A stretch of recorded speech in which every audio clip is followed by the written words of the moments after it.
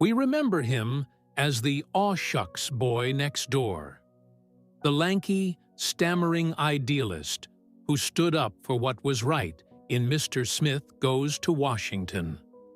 The man who learned that it's a wonderful life in the snowy streets of Bedford Falls.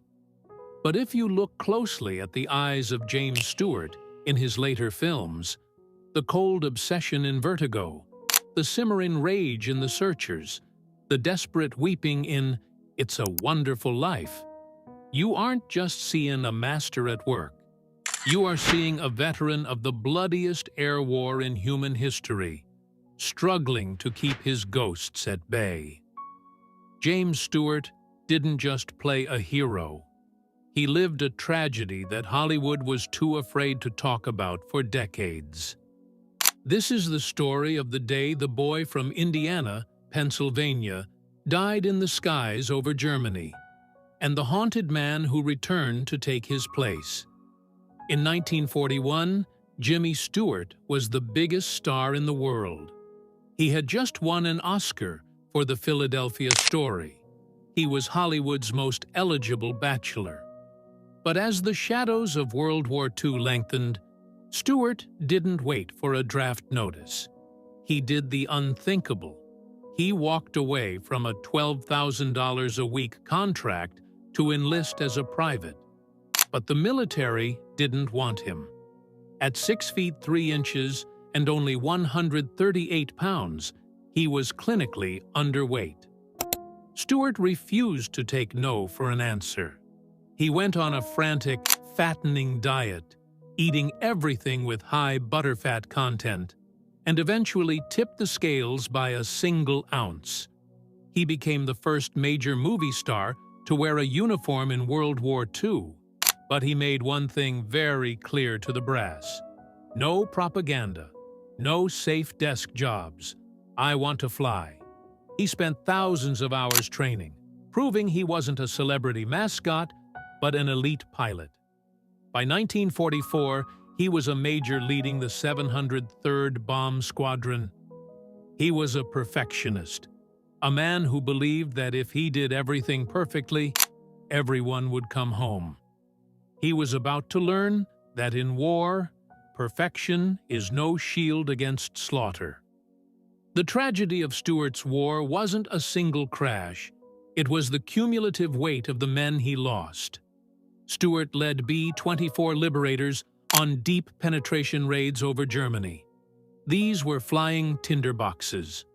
On a single mission to Gotha, his squadron lost 13 planes. That's 130 men. Men Stewart had eaten breakfast with. Men he had promised to protect. He watched them die through his cockpit window. He saw planes he commanded disintegrate into fireballs, watching bodies fall through the clouds without parachutes. His perfectionism turned into a poison. Every time a man died, Stewart blamed himself. By early 1945, the king of Hollywood was a broken man. He had developed what his fellow airmen called flak-happy syndrome, what we now know as severe PTSD. He couldn't eat. He developed a permanent tremor in his hands. He went from a youthful 33-year-old to a man who looked 50 in just 2 years. He was grounded. Not by the enemy, but by a nervous breakdown so severe he was bedridden. He had seen too much. He had killed too many. And he had lost too many friends to ever be the aw shucks boy again. When Stewart returned to Hollywood in August 1945, he looked like a ghost. He was emaciated, his hair was graying, and he told his agent he was done. He wanted to go home and run his father's hardware store. He felt that acting was frivolous after the reality of the war. But Frank Capra called him with a script about a man named George Bailey. When you watch George Bailey break down in the bar, sobbing, "God, I'm at the end of my rope," you aren't watching a performance. Capra later said he was terrified because Stewart started crying with a ferocity that wasn't in the script. Stewart was channeling the 130 men he lost over Germany. He was channeling the guilt of the survivor. The tragedy of James Stewart is that he spent the rest of his career using his trauma to entertain us. He chose darker, more violent roles in westerns and Hitchcock films because he could no longer relate to the happy characters of his youth. He was a man who lived in a permanent state of hypervigilance. If the war broke his spirit, his later years tested his heart.